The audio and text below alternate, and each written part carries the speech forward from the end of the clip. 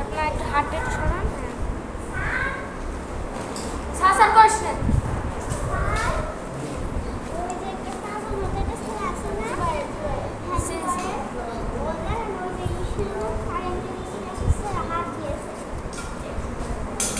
হাত উপর শর্ট খায় মরবে না। আর ওই কারেন্টের কাছে যদি ও কিছু করে তাহলে ওর বাপের ওই জায়গাটা টাকা দিতে হবে।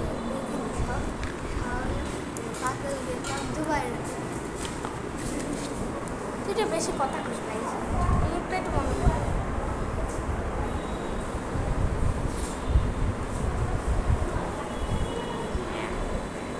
একই খাসিস